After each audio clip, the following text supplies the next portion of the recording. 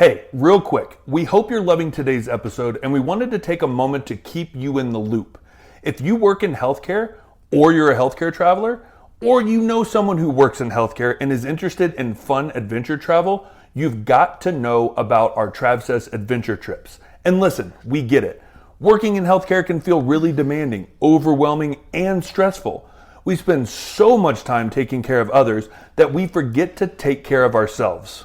So let us take care of you on a TravSess trip. Once you sign up for a trip, we literally take care of everything. The planning, the logistics, and all the little details. So all you have to do is show up, have fun, and make unforgettable memories with a group of like-minded, adventurous travel friends. This is your time to step away from the chaos, recharge, have some fun, and come back feeling like the best version of you. Everyone who comes on a TravSess trip says you come as strangers, leave as family. Literally. TravSess trips have sparked dozens of new friendships, adventure squads, and travel soulmates that last way beyond the trip. And honestly, it's not about the places we go. It's about the amazing people you meet along the way. We personally plan every itinerary based on our own travel adventures, so we have been there, done that, and know all the best things to do and see that you would not find on your own. Plus, we've got some awesome local friends on the ground to help us make each trip extra fun, special, and totally unique. Our trips are for active adventurers who like to get out of their comfort zones and push their limits. And the best part? We keep our groups small and intimate so you can form real connections like really, really fast. So if you're ready to ditch the planning stress, find your adventure crew, and travel like never before, head over to imtravsess.com and grab your spot on one of our next adventures. That's imtravsessed.com. Or you can send us a DM over on Instagram at Kim and Aaron G. That is KIMANDERRANG. Just DM us the word adventure and we can chat more about it. You can also find our Instagram, our website. Everything is linked in the show notes below. Also, at the time of this recording, we have 3 spots left to join us in Oaxaca, Mexico in 2025, which honestly is one of our favorite trips. Yeah. So you can head over to our website, check that out. And we also have so many more fun adventures coming your way in 2026. We cannot wait to see you on one of our life-changing trips. Now let's dive back into the episode.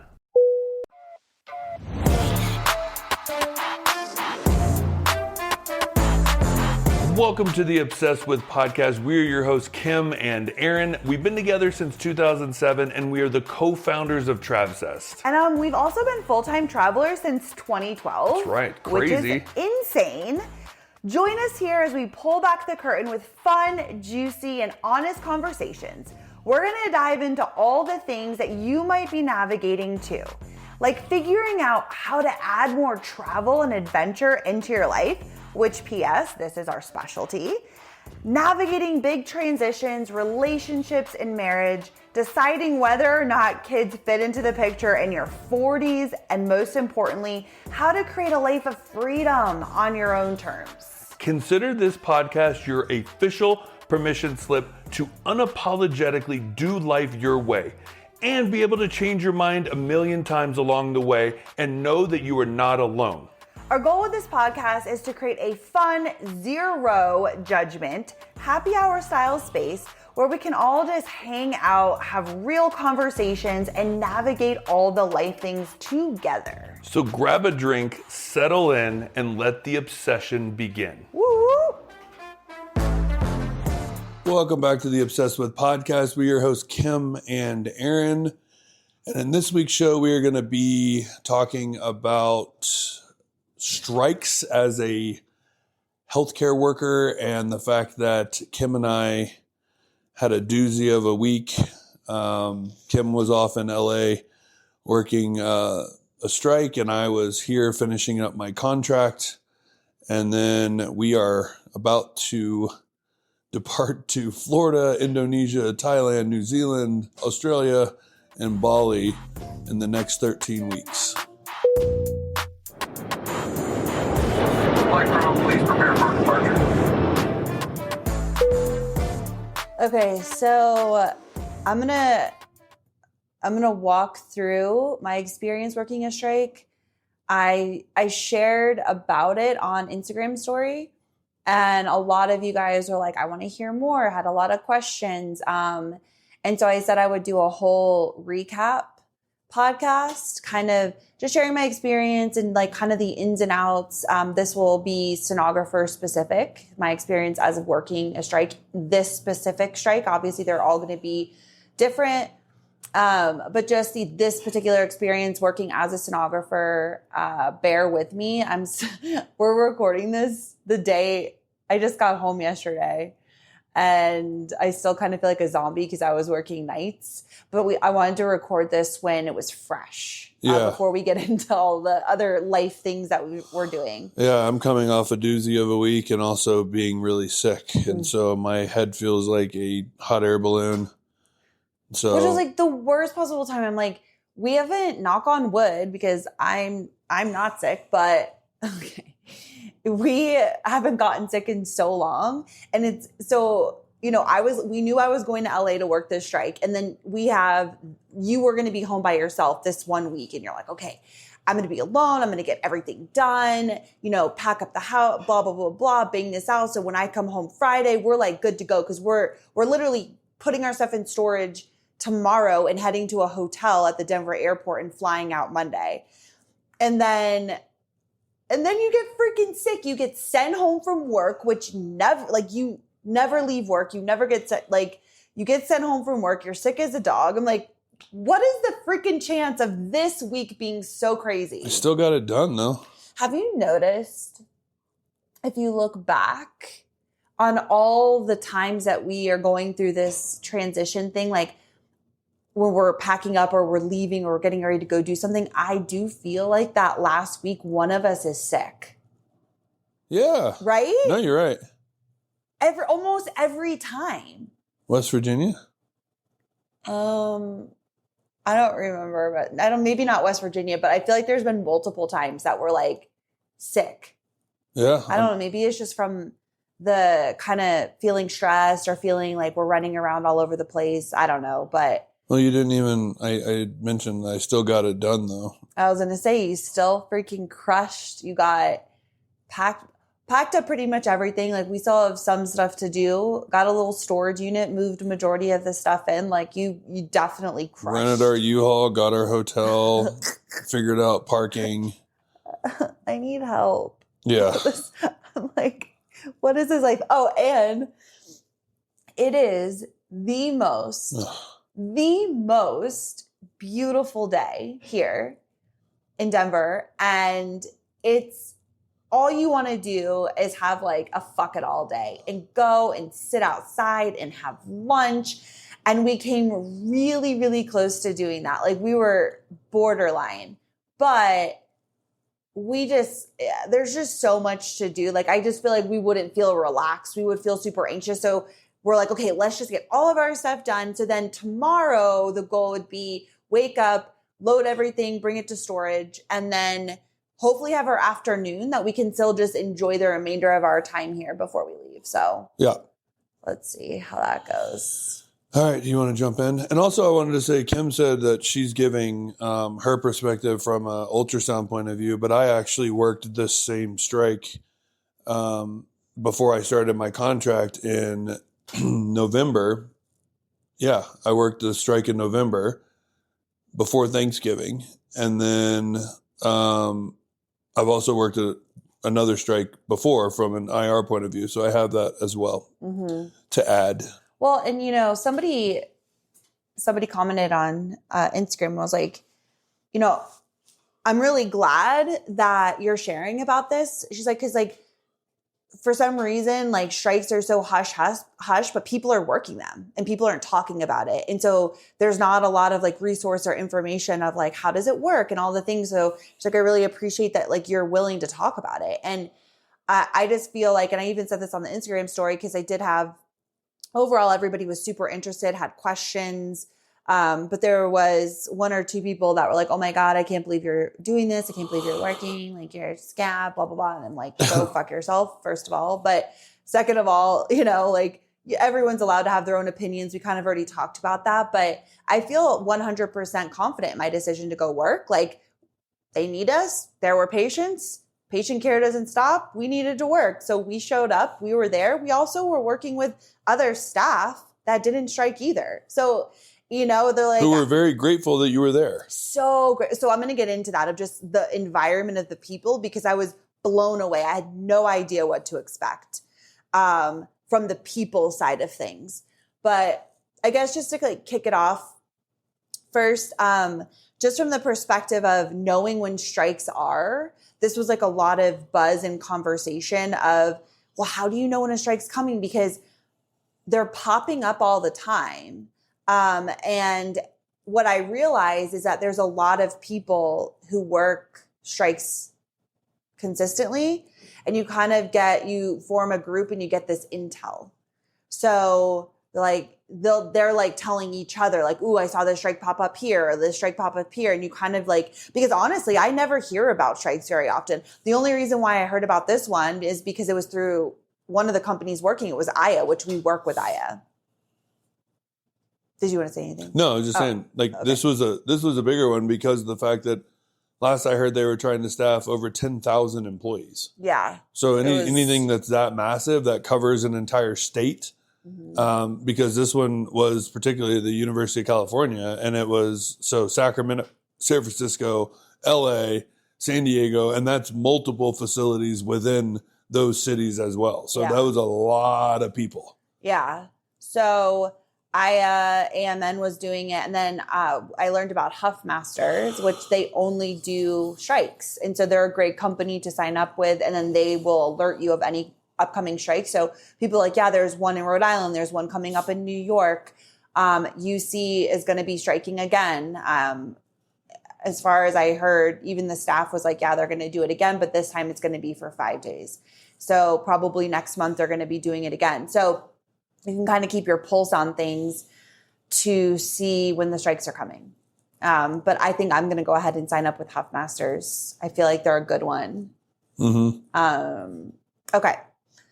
So another part of it is that when it comes to working a strike, the biggest thing, and I talked about this on the Instagram story a little bit, but you just have to go in with the mindset of kind of just being so flexible, so adaptable, knowing it is going to be chaotic. It's not going to be super smooth. It's going to be all over the place. You're going to be bouncing around. And if you can just go in and expect that, then you're going to be surprised when things do run more smooth or things are more organized.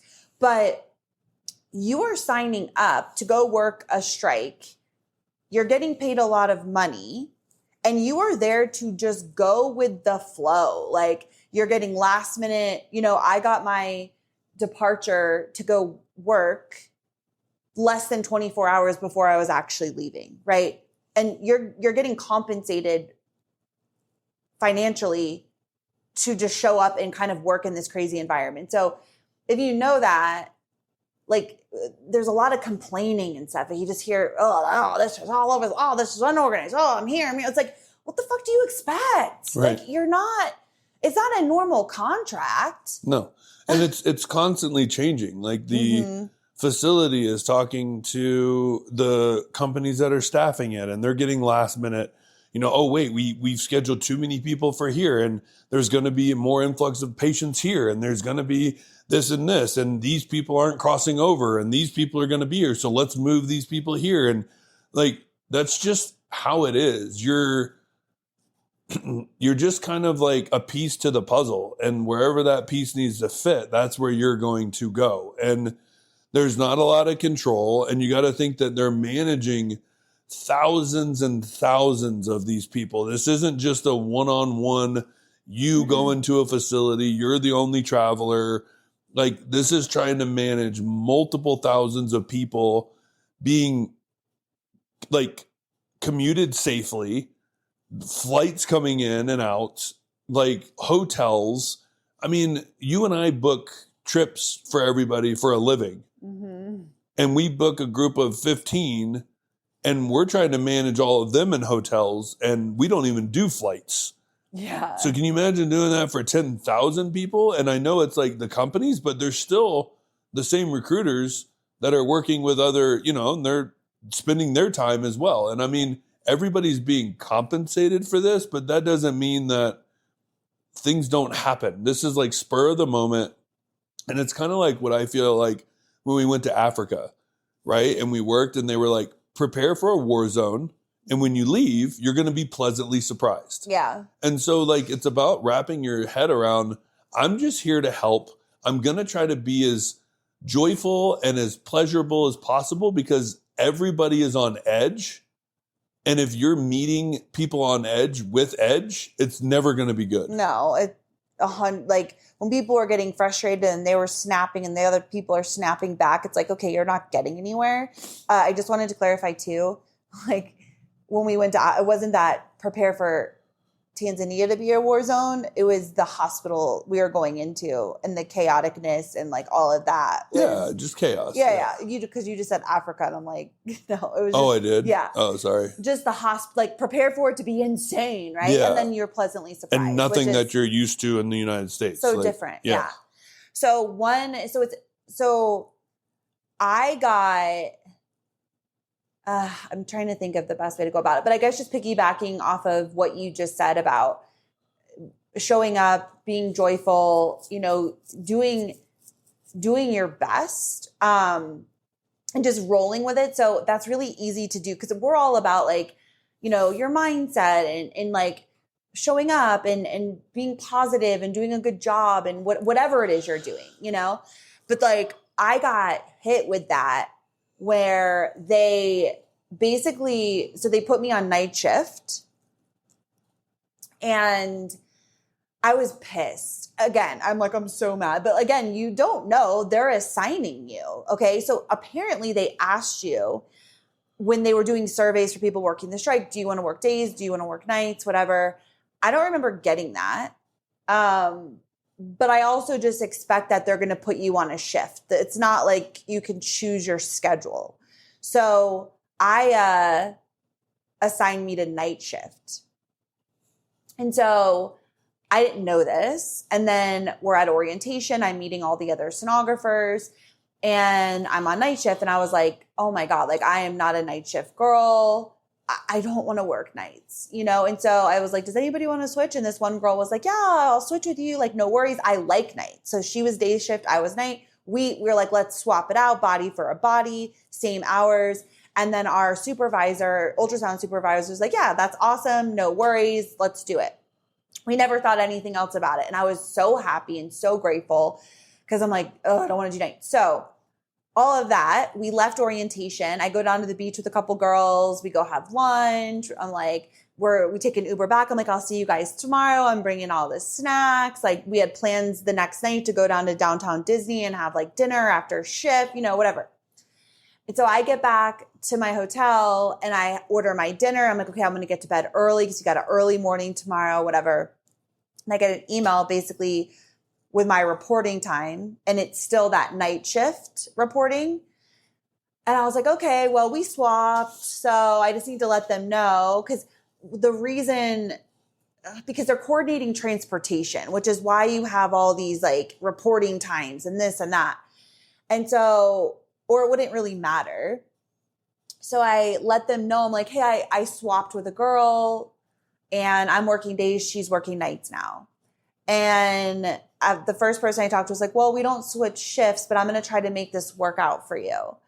And long story short, we went round and round and round. Even the ultrasound manager got involved and he was like, yeah, like it's fine. And then he even came back and said, I want both of you guys to work during the day now because they got somebody else to come in and work graves. So he's like, we need more people on the day shift. So come to the day shift.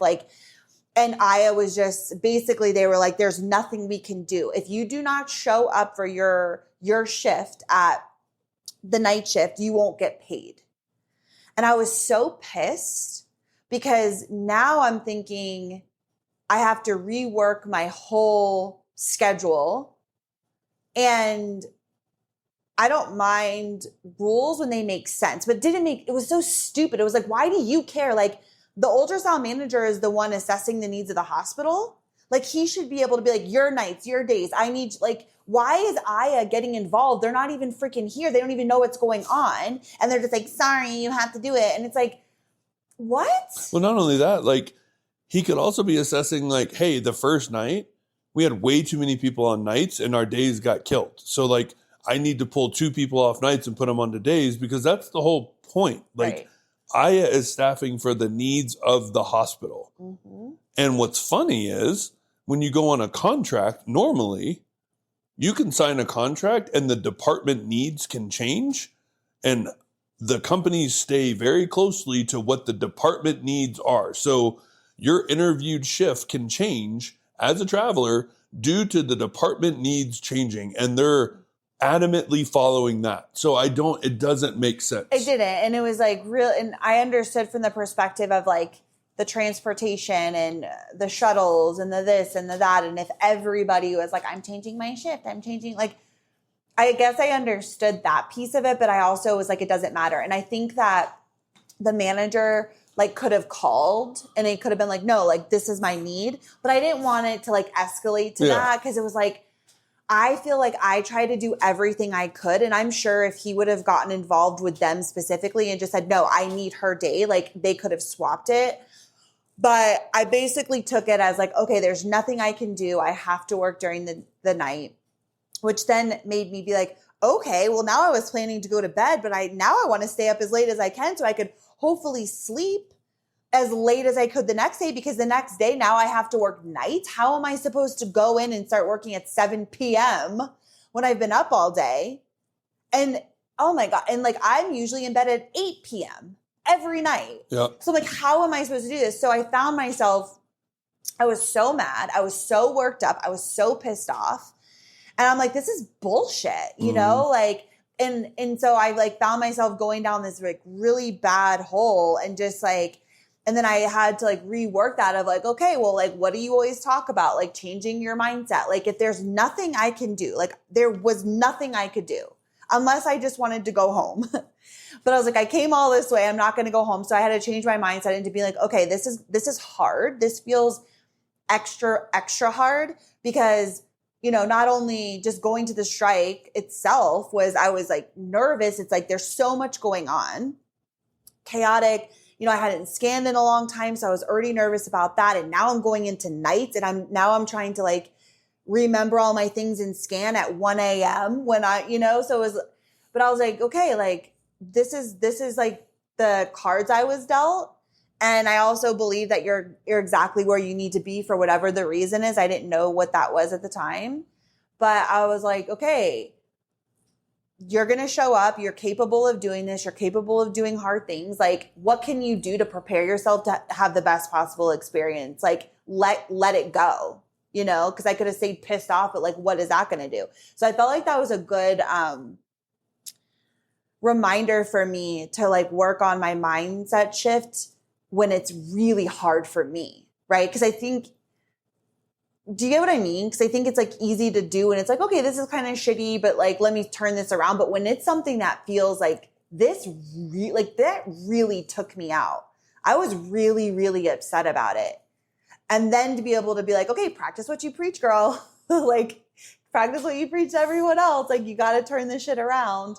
But we always say too that the practice is never about not letting things get to you. It's getting to a point that you can come back to positivity quicker.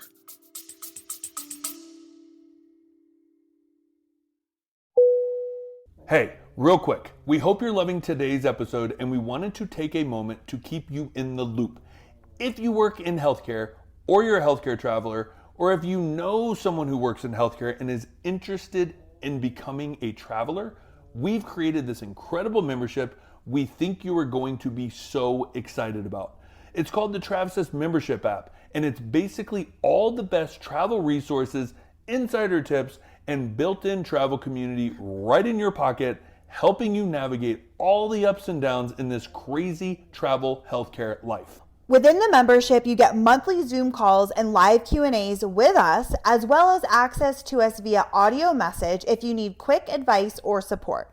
Plus, You'll also get exclusive discounts to all of our courses and future courses to come, as well as discounts and VIP access to our incredible TravSess adventure trips in places like Peru, Bali, and New Zealand. We have packed so much value and fun into this membership, so monthly you'll also get a new travel guide featuring a fresh city or destination and useful travel resources like PDFs, checklists, and bonus trainings to help you navigate life on the road. And our favorite part, because truly, we are on a mission to create the most badass travel community both online and in real life.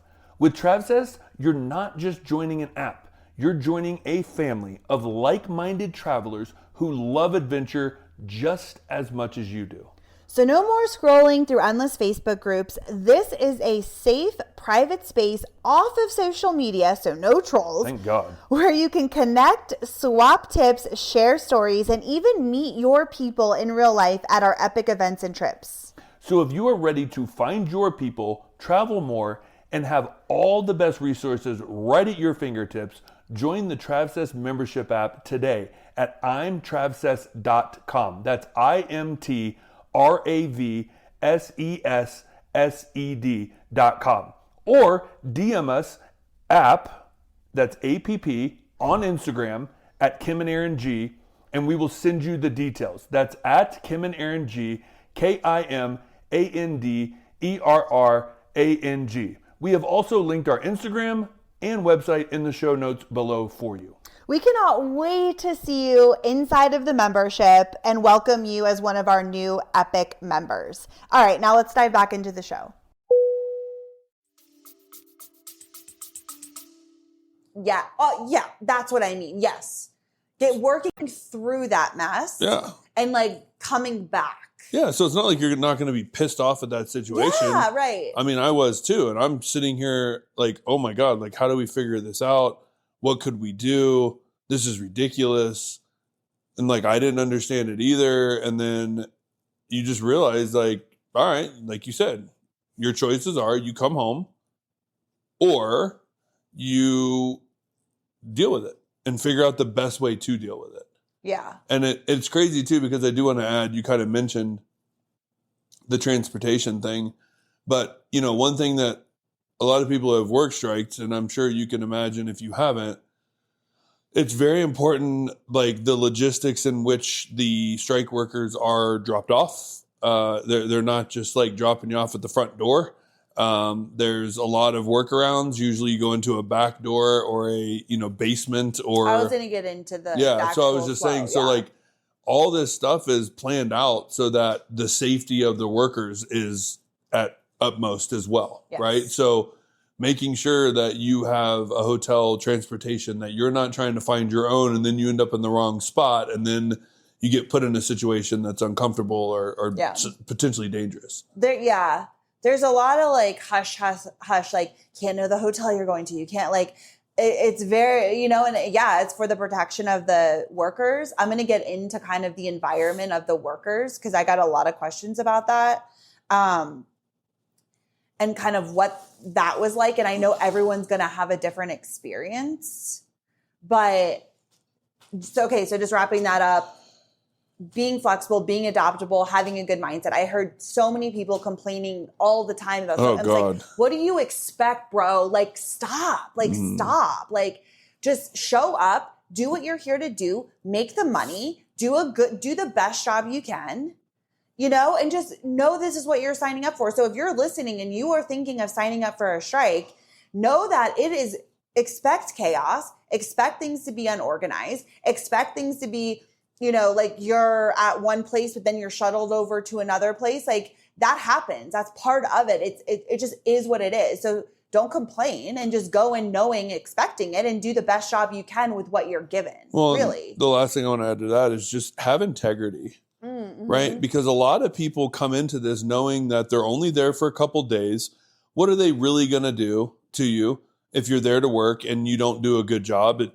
It's not like you're getting evaluations and things like that. Like, I'm sure if you did enough stuff, you could be blacklisted by the company, but still, like, have integrity. Like, want to go in there and do a good job. Don't go in there and just collect a free paycheck to then try to find your way out of it or do a horrible job. Because again, the reason why I think working a strike in healthcare is a little different than most is because of patient care.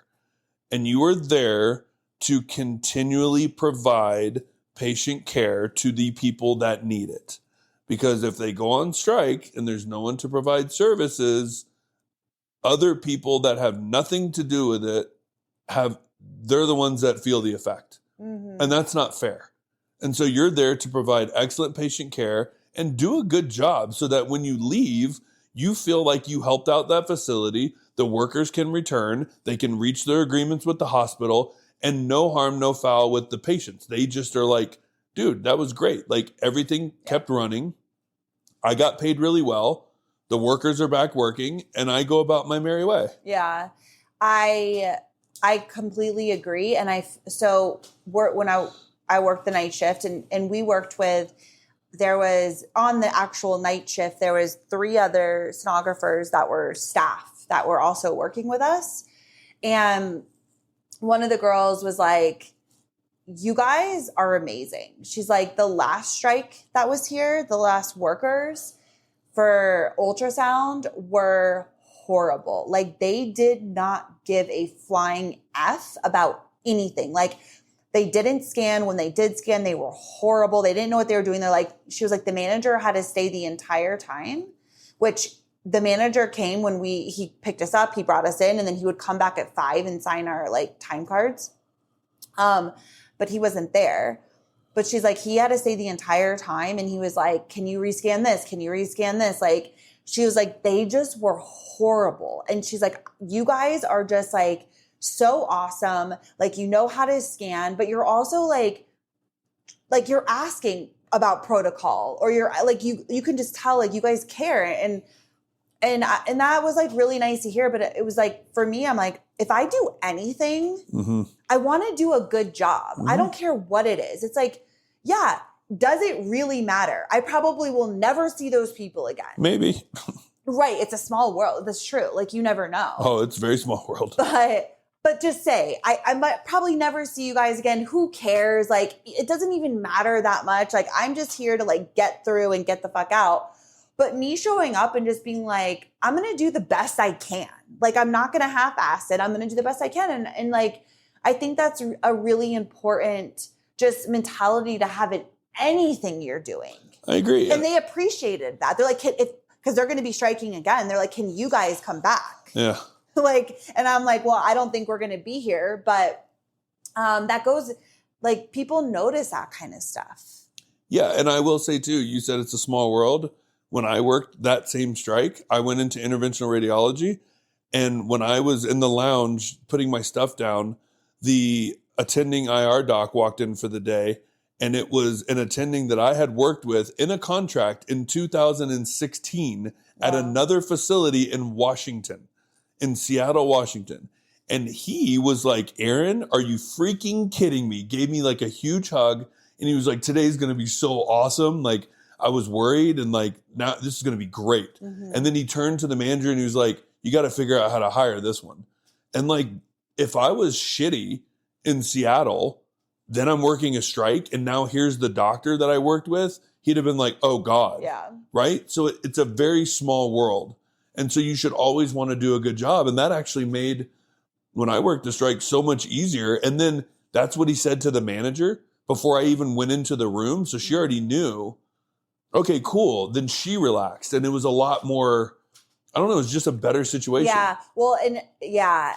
So you could tell when night shift came in, we were already there. And this one girl, I was like, you could tell she was kind of icy, and I was like, she's not gonna, because everybody during the day, we got to meet the daytime. There was full-time staff there too. Oh, there was. Yeah, during the day. Mm-hmm. There was like 3, at least that I saw, and they were so nice. They were there. We were there with them for like 2 hours. They were so nice, so nice. They were so cool. Everybody was, and then I was like, oh God, she's gonna be trouble. And she ended up like warming up to us, but she was probably thinking like, here we go, another group who doesn't care, and blah, blah. And obviously there's lines like, one of the girls who was so sweet, she was like a staff employee, and she was like, the way that they do their protocol, not protocol, but like their computer stuff for how they always have to merge transvaginals with pelvics, and it's 100 steps. I've worked in a lot of places. I have never seen this before where we're like, this is ridiculous. There's got to be an easier way, but it's literally like 100 steps and blah, blah. And she's like showing, cause like they were just doing it all. They were doing a lot of the computer stuff for us. And they made us scan everything for the most part, but then they would do the computer stuff because that's the stuff where it's like, you're here for 2 days. Like, and so they were doing a lot of that for us. But then this other girl was like trying to like teach me. She's like, okay, you do it because then you'll get it, which I'm all about that. That's how I learn, right? Like I need to be able to put my hands on everything to do it myself. But I'm like, girl, I'm leaving tomorrow. This was last night I'm like, it's 2 a.m. I'm leaving in a few hours. I don't need to learn how to do 100 steps to merge on your like, no. Like, so there's certain things that you're just like, I don't need to know how to do this because I'm not here very long. You know what I mean? Mm-hmm. So we like laughed about it. Cause I'm like, this is no, like whatever. I still did it, but I was just like, I don't feel like I need to take the time to do this. Like, so,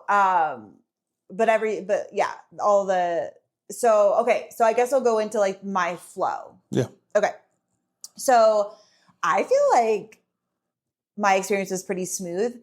I did hear that they kind of learned from our the strike. First one. Ours was chaotic. They tightened up a bit. Yeah.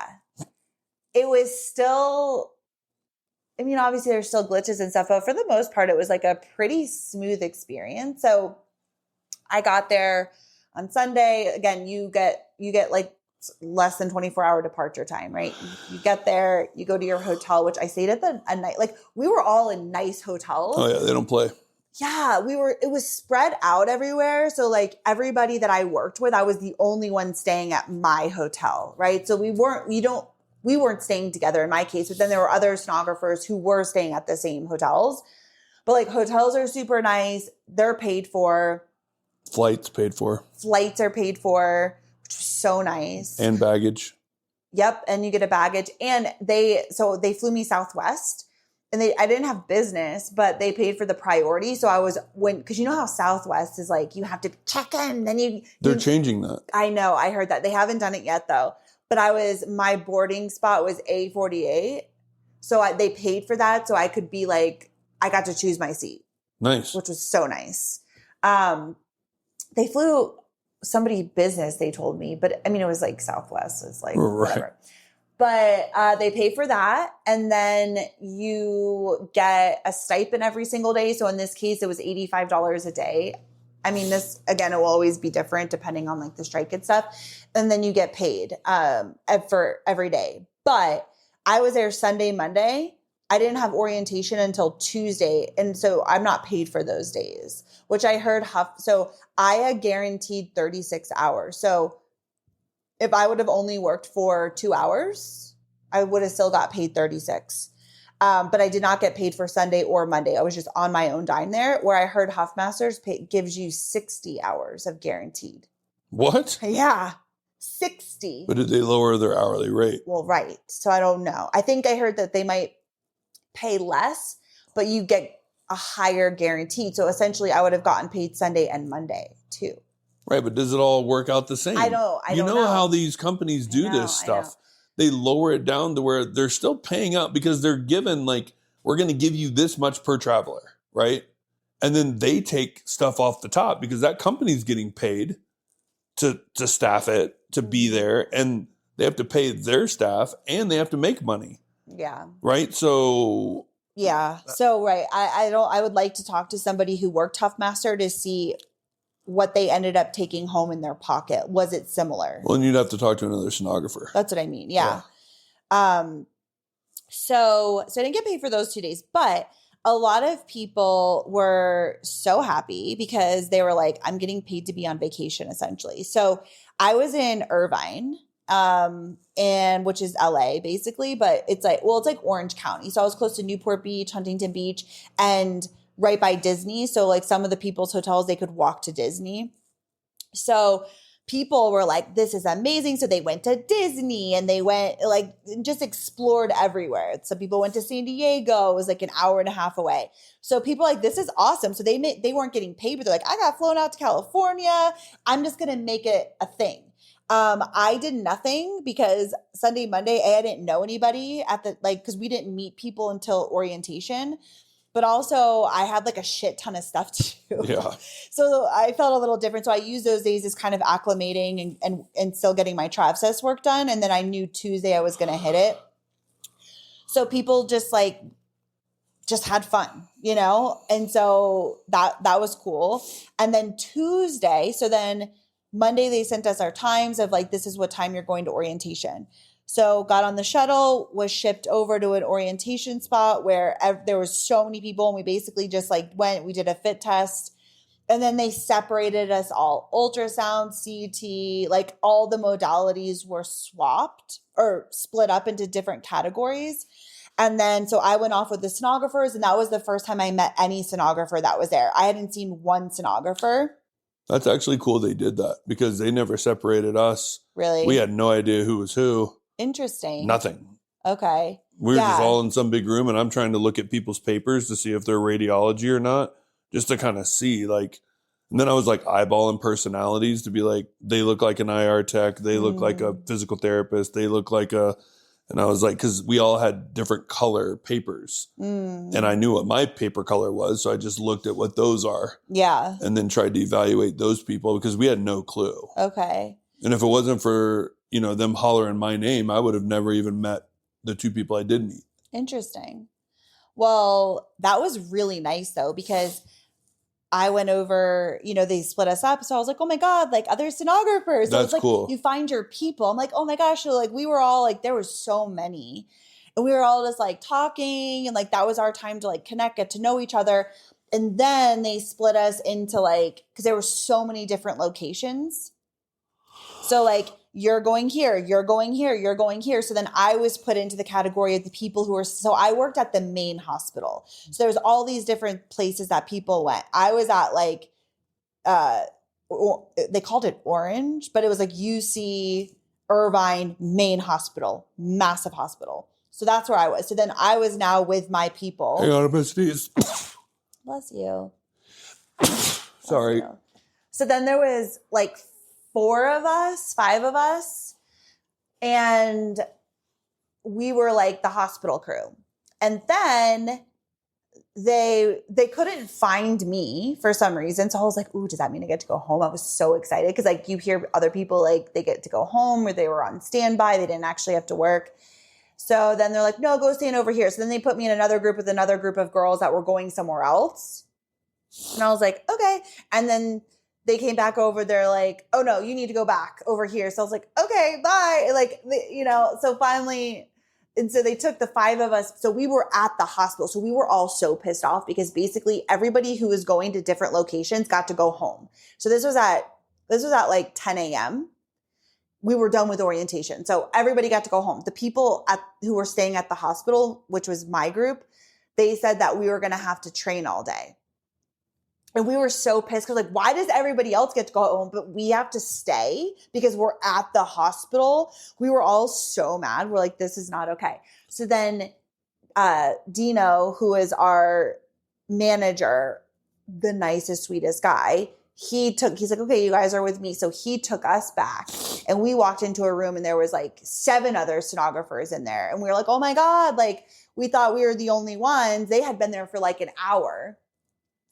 And so, anyways, that's where they were like, you're who wants to switch? I'm working nights, blah, blah, blah, blah.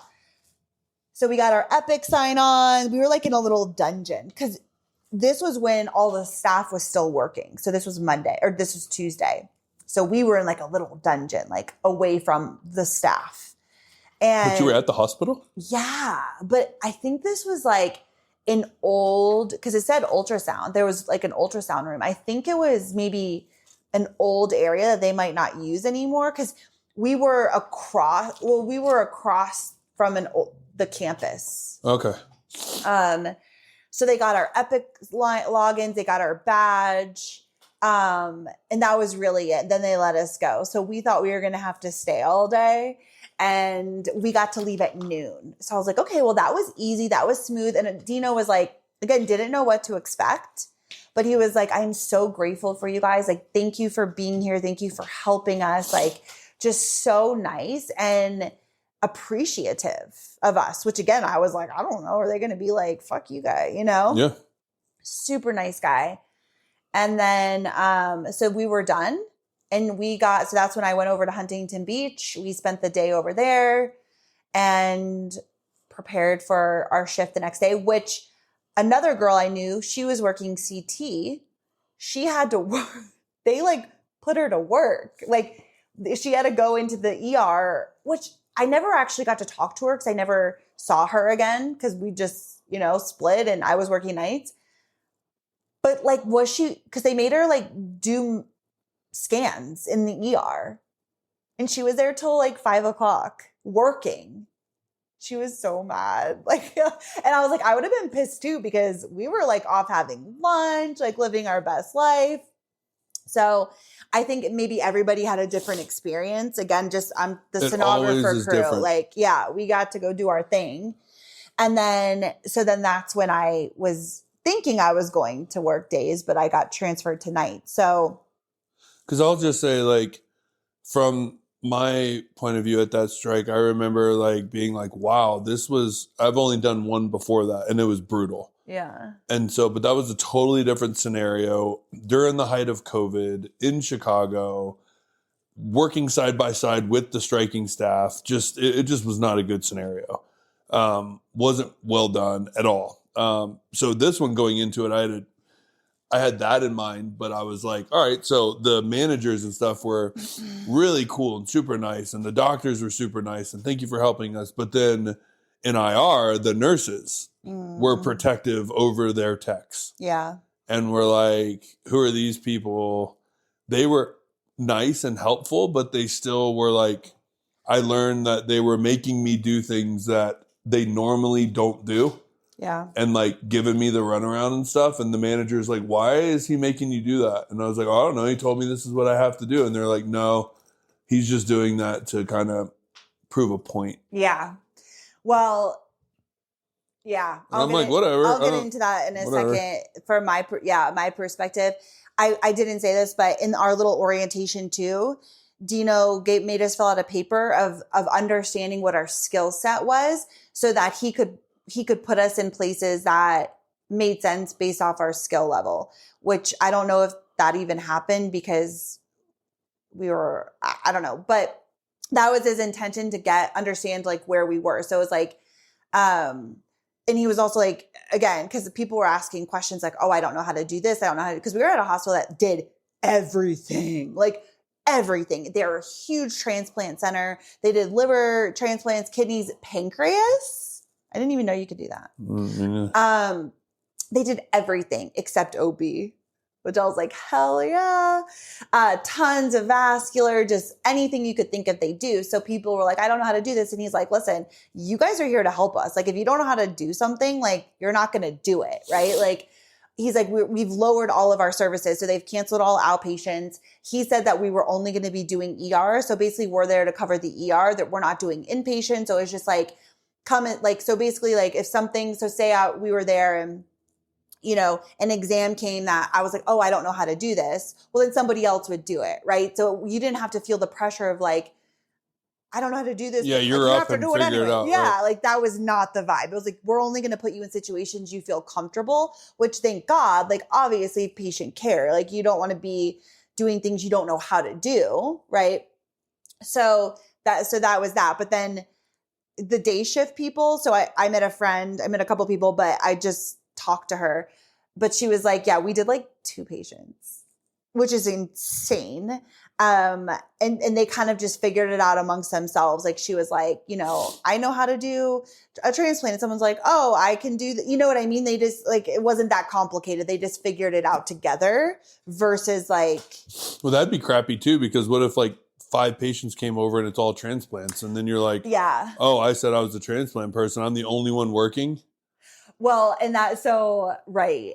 So on my last night, a girl that I had met at orientation, but she went to a different campus. She came over to the hospital with us on our last night, but she was like so mad because she was at a place the night before where she was like, I did like 2 patients and slept all night. I'm like, everyone's having these amazing experiences. Like, and Yours wasn't that bad.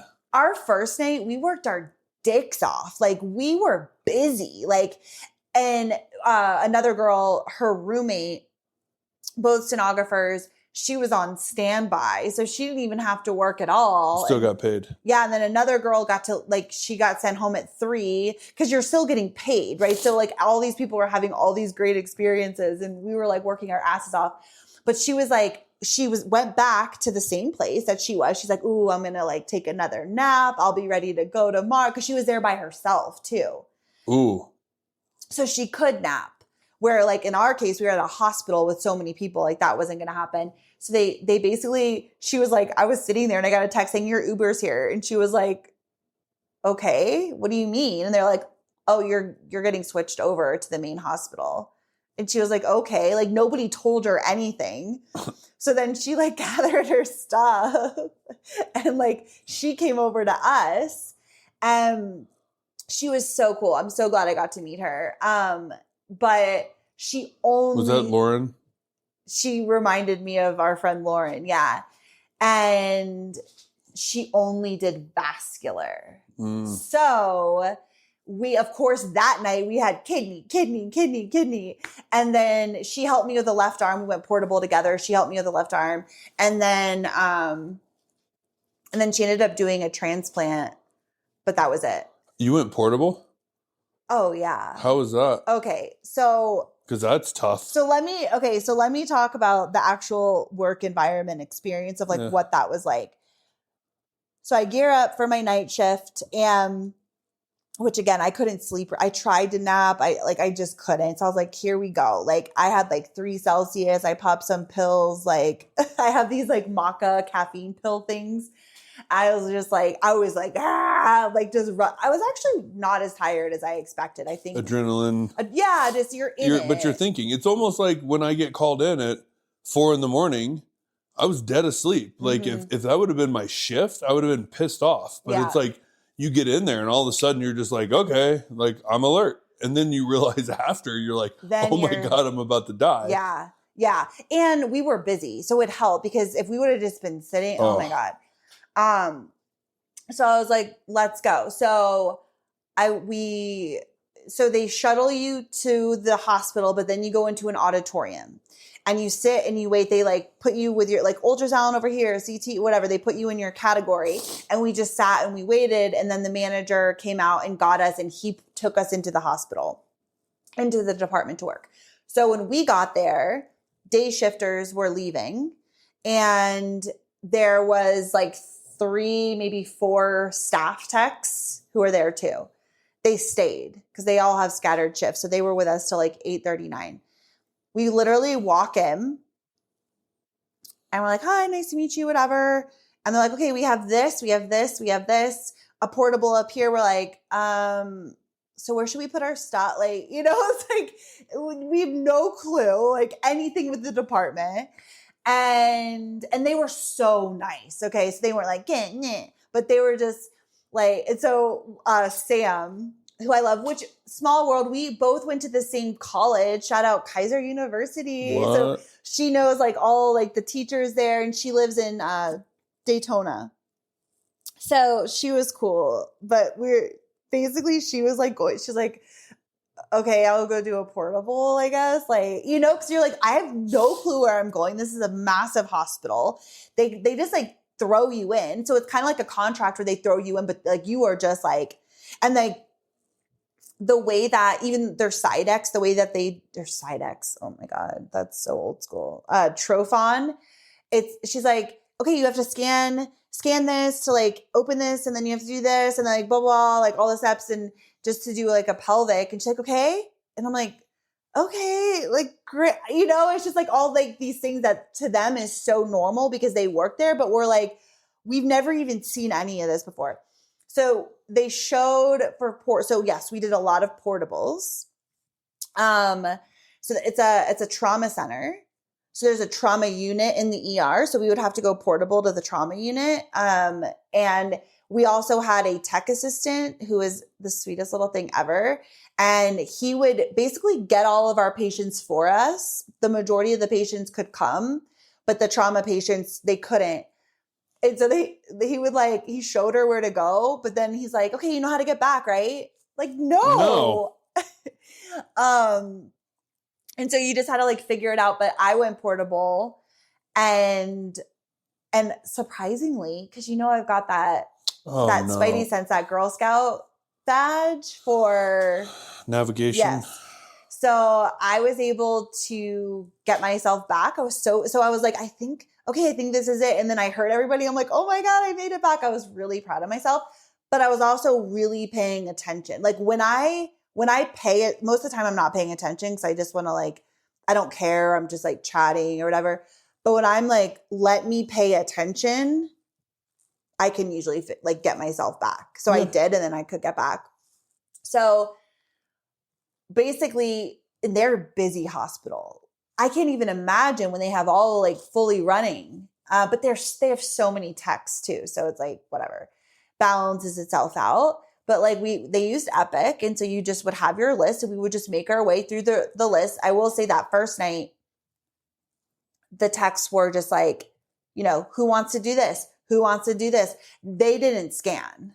They expected us to do everything. So while they were nice and helpful and did a lot of the computer stuff for us, they just expected us. Now, granted, we did get really busy and they started scanning and doing things because it was just like, but when it was just kind of like, oh, now there's a pelvic who wants it. Okay, now there's this who like, they were like passing us. Oh, yeah, until requisitions and there's nobody else standing there. Yeah. So they expected us to do it all. And it's a good thing that they even started scanning because they could have easily just let them sit until you got done. Right. And so but it was interesting because it's like, okay, I understand it. Like we're getting paid a lot of money and we are here to work is what it is. I kind of expected that, but also like you chose not to strike and you chose to work. So you are working.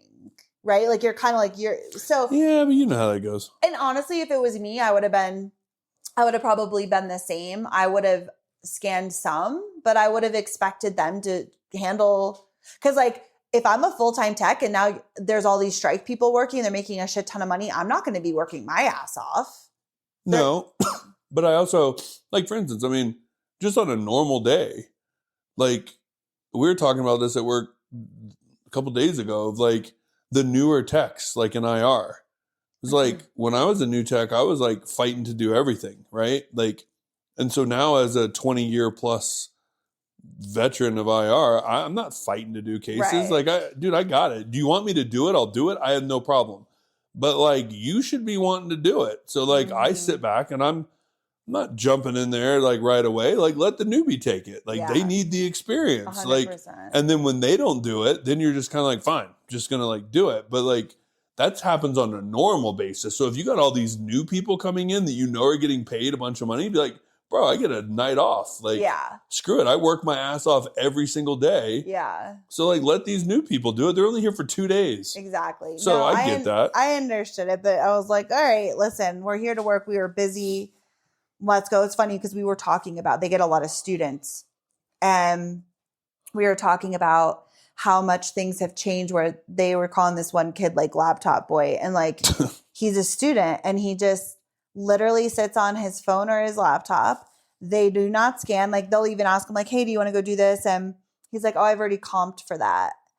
And all of us were just like, I don't get that. Like when I was a student, I was so thirsty. I was like, can I scan this? Can I scan?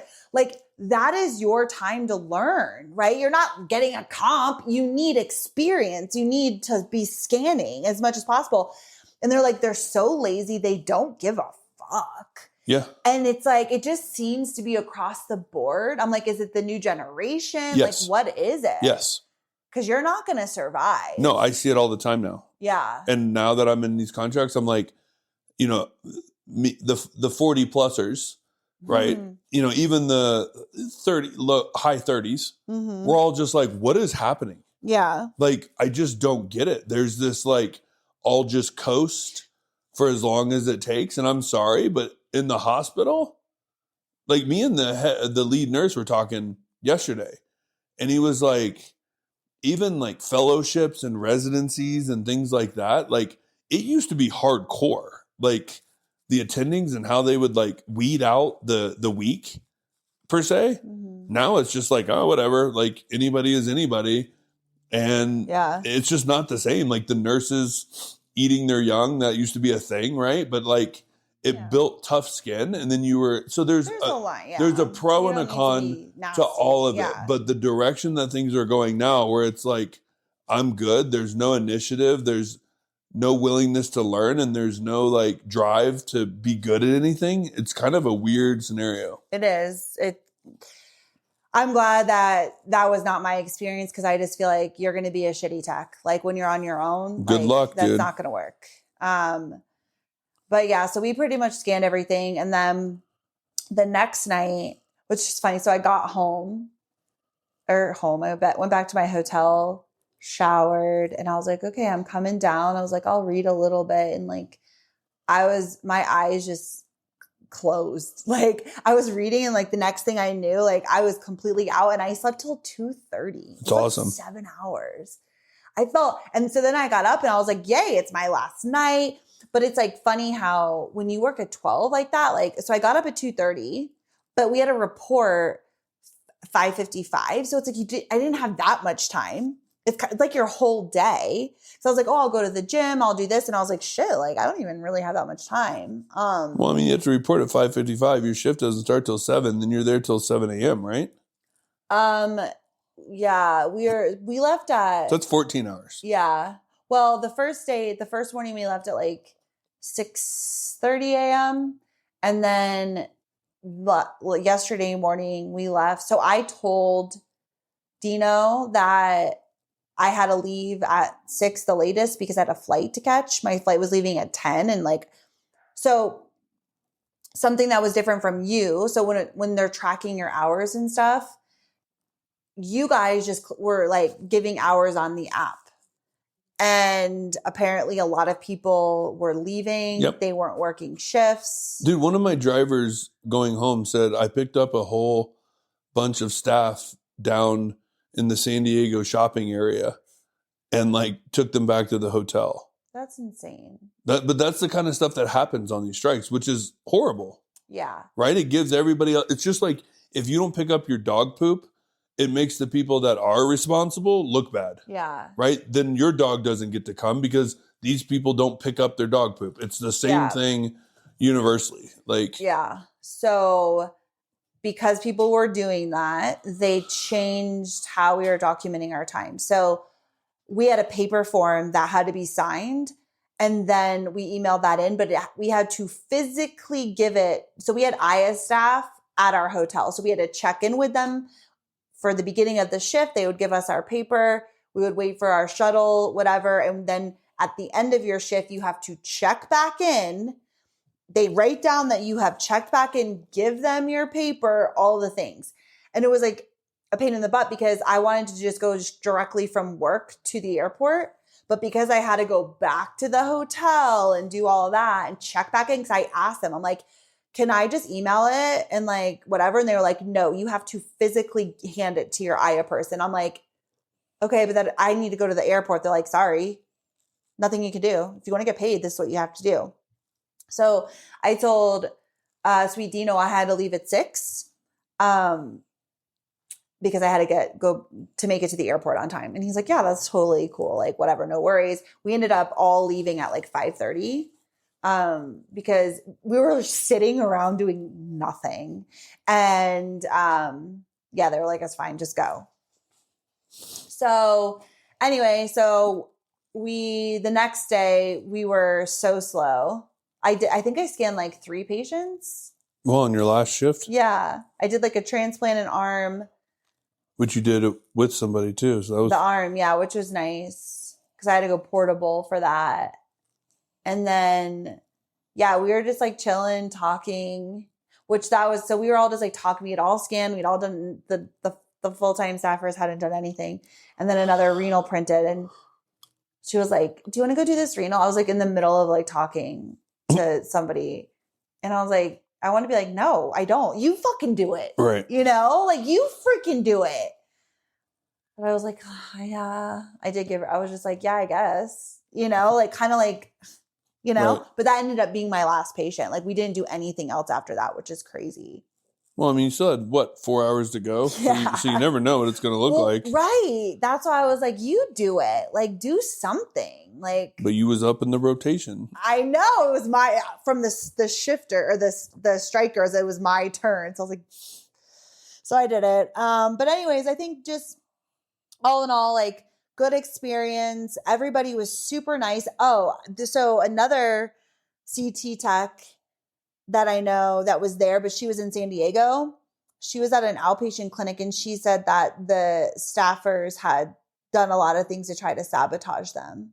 I don't know. I didn't get all the details, but she's like, it wasn't that big of a deal. Like we were able to work it out, but you know, people have different experiences where they tried to like mess you up, make it hard. People have different feelings about it, which again, I don't understand it, because what are you doing? Like, you want patients to just not get exams? So this is what I heard from somebody who works a lot of strikes, because when they give 10-day notice, that's them saying they're giving the hospital 10 days to ship out all of their patients. Their patients will not be done. So technically, the hospital, I know, is supposed to ship out all of their patients because nobody's going to be there to take care of their patients. So that's their only big bargaining chip.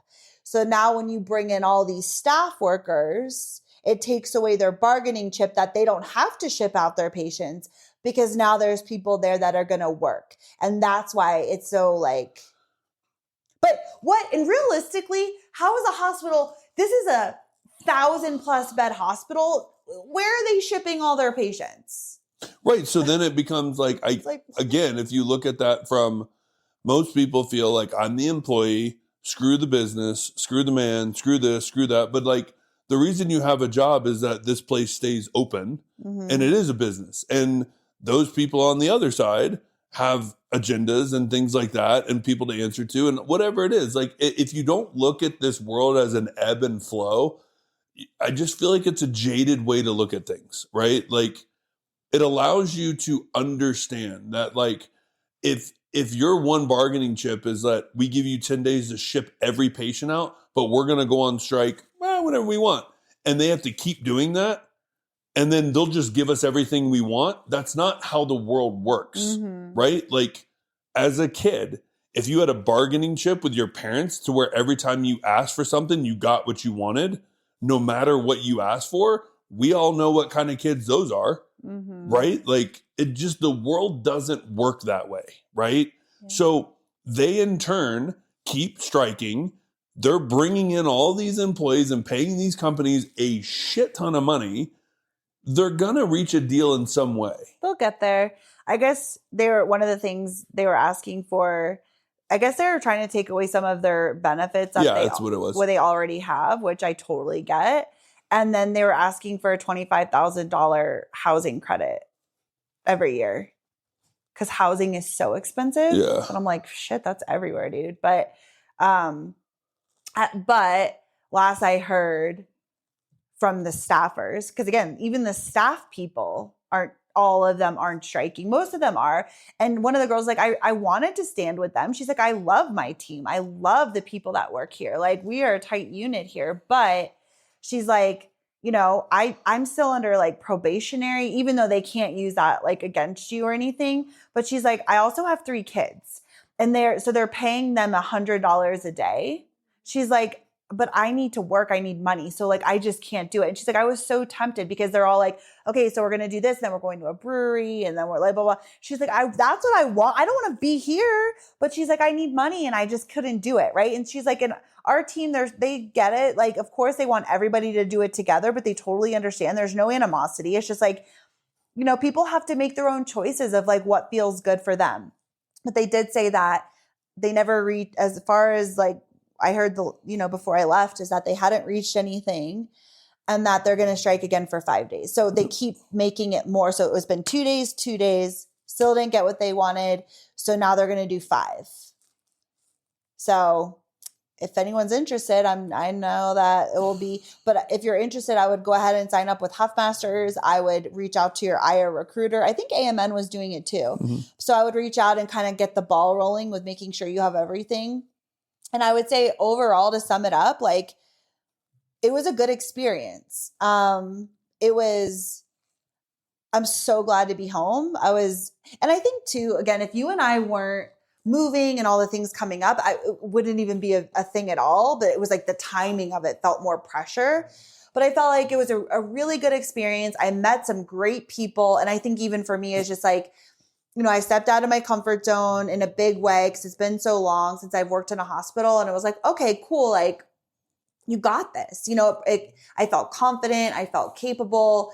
Again, we always say like with ultrasound, it's like riding a bike. And it really is. Like, I hadn't scanned in over a year. But you're also very good at what you do. Well, and I've been a sonographer for so long, you know, so it's like I had to refresh my skills. It definitely took me longer. I was also learning a machine. So it took me longer, but it's like, yeah, okay, cool. Like I got this, you know? And so I felt like it was a really good experience. Like now I have something on my resume, and it was like, I was able to show up in a environment where I didn't know what to expect. And it was like a kind of high pressure situation. It was like, I showed up, I did it. I had a good experience. I feel proud of myself for going. And now I can take what I learned from that experience and now apply it moving forward. So when we come back to Colorado, you know, we both want to work. That's our goal, is like to finish out the year if we could both take a contract. And it's like, I feel even more confident now. I'm not like, oh my God, I haven't like taken a contract in 2 years. I'm like, okay, cool. Like I can do this, you know? So I really feel like it helped me with my confidence in being a sonographer, that I was like, oh yeah, I still got it. You know what I mean? Like I can do this. No, totally. So I think it was a good experience. No, I'm glad you did it. I was pushing because I'm the only one that's done the strikes. And so I was wanting for you to experience it too, because it is a really cool thing that we have in our back pocket of being able to do, because as travelers, you're able to kind of, I mean, there's a lot of full timers that take PTO and go work these strikes. I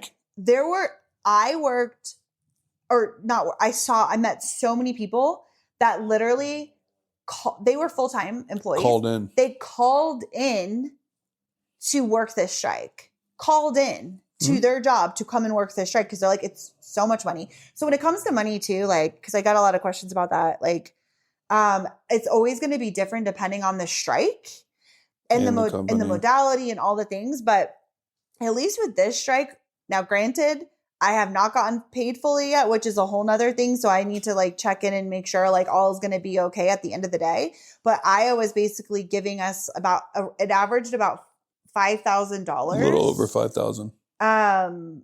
Was it over or under? I thought it was like ended up being 48 or something like that. It's between, I think I ended up with like 51. Okay. With your guaranteed hours. Now, granted, if you worked more, you're going to get paid more, but it should end up being around that for basically 2 days of work. Basically. Well, and you got to think that's also including your flight there and back. And that's also your hotel. Well, right. And so you're for not all paying those anything days, out of pocket. which nothing came out of pocket except your food. Except your food. Yeah, you did have to. And whatever you wanted to do on your own. But other than that, like it's all taken care of. Yeah. So when you look at it from that perspective, it's like, hell yeah, that's worth it. You know, it's a lot of money. Well, yeah. I mean, I had a hellacious week and didn't pull close to that, right? And I was on call. I mean, I did really well. Oh, here. Yeah. So I was like debating, should I cancel my last week and go there? But then I was like, I don't know. We'll see what this paycheck is, because I got called in a lot. Yeah. So it'll probably be close.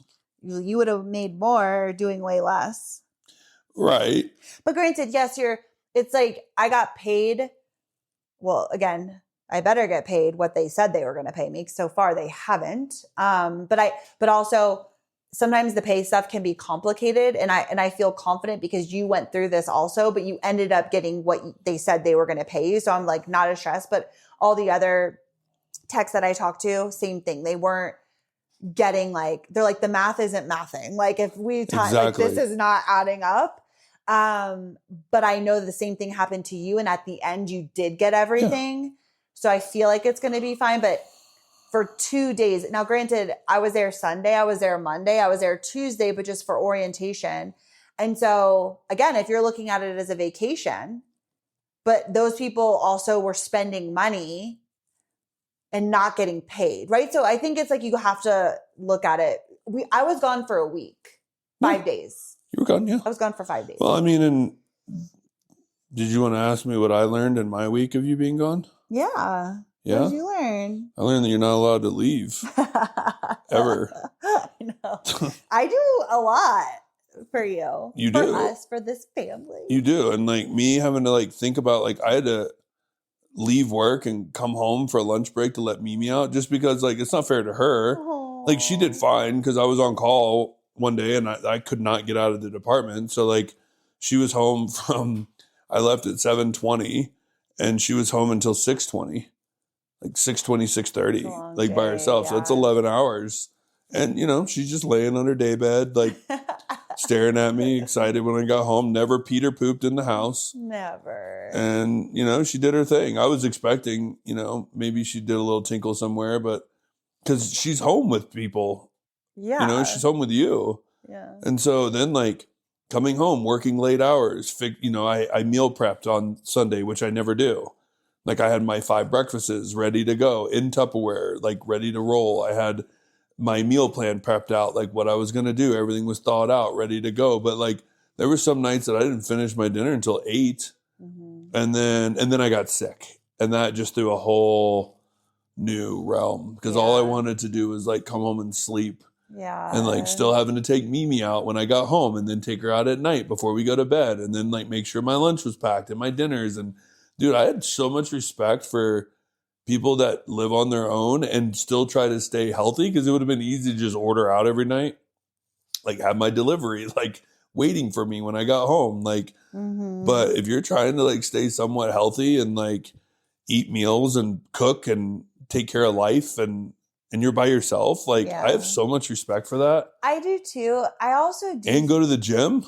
I also think though, like if that's your normal, that's your normal. And you find a flow with it. Like you're so not used to that. So it feels more clunky with you trying to figure it out because, you know, you're used to, you walk in the door after a long day of work and I have your dinner prepared and a drink waiting for you. My lunch is packed. And your lunch is packed and like everything is done for you. So it's like, you're so spoiled, right? And because that's the way that we do things, you know?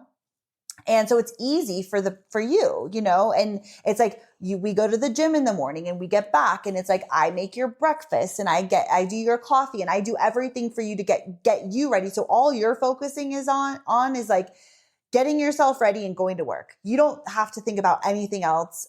When it comes to house stuff, obviously all the Trav says stuff you do, but when it comes to just like taking care of yourself at home. And so, you know, it is. It's like, so you're like, wait, what do I do? Because you're so out of practice with it, you know, which is crazy. But it's like people who this is like, that's just, they're used to it. They have like their systems. And you're like, wait, I have no clue like what my routine is without Kim being here. Well, it made me think because we weren't always this busy with our business stuff. Yeah. And so I was like, what could we redo? Right. Yeah. Because is this an outdated philosophy? But then I was like, there's no way that I'm going to come home from work at 6 o'clock or 5 o'clock and then be like, okay, what do we want for dinner? You know, like you're not going to wait that long. And so the one thing that I did realize was I could start meal prepping my breakfasts for the next go around so that I have my week of yogurts or like shakes so that you can just come home and like not have to like scramble. Yeah, but it doesn't bother me. Yeah, I'm just saying, like, it's a way to, like, I realize, like, how much you obviously do for me, and then I had to do it myself, and then, like, I mean, we could also go to, like, I eat my own meal, you eat your meal, but, you know. Anyways, you realize how much you missed me? I did. And I did. I mean, it was nice not having somebody ask me when I was coming to bed. Oh my God. Stop. I don't even do that anymore. You did last night. No. I said, what are you going to do? Okay, that is not the same thing What as do you you think going I'm to going to bed. do? I said, I'm going to go out for a 10-mile run. What do you I said, what are you going to do? It's so like weird that even bothers you. Like, honestly, if like you were going to bed and came over and gave me a kiss, like I did, good night, babe, I love you. And you were like, what are you going to do? That I would never think that would bother me. Like, oh, like I'm going to like watch my show or read my book or I'm doing something like love you. Like it's not a combative question. It's not like aggressive. It's like, what are you going to do? No, but I feel like that's I pretty much do the same thing every night. I get my ice, I eat my frozen grapes, and I watch one of my shows. I just think it's a weird thing to get upset about. Okay. That's just my opinion. Like I find it bizarre. Okay. Like it's a very normal question. I mean, yeah. Anyway. Like if I was like saying it in a way of like, what are you going to do? Well, Yeah, that's weird. But if I'm giving you a sweet little kiss on your tender lips and hugging you and then saying like, good night, I love you. Like, what are you going to do? Like, that's adorable. Okay. That deserves It works. a snuggle. Okay. Well, I think I've talked too much. I got my Phoebe voice. Okay. Oh. All right. Well, we haven't been doing our cards that we said we were going to do every time. It's true. Yeah. I was just about to ask you that. Oh my God. Anyway. All right. Well, we will see you on Thursday. We hope you enjoyed this. As you know, reach out to us at Kim and Aaron G on Instagram, KIMANDERRANG. We also have a link. If you look right there in the description, it says send us a text. You can do that as well. Click that and it just sends it right to Kim and I. We'll be happy to answer any questions that you might have regarding workforce disruptions, aka strikes. Yeah, that's the proper way to say it. Yeah. And so, yeah, we're here. Whatever questions you have, doesn't even have to be about that. Just shoot us a text or hit us on DMs on Instagram, and we'll be happy to answer it any way we can. All right. We'll see you Thursday. Bye. Bye. Thank you so much for listening to today's episode, and we hope that you really, really enjoyed it. And if you did love this episode, can you please do us a huge favor and just share this with one of your friends? Like, just somebody that you think will get value from this episode. It would mean so much to us. Yeah, like do it now. Like while you're inspired, go now. Like right this second. Yeah, go.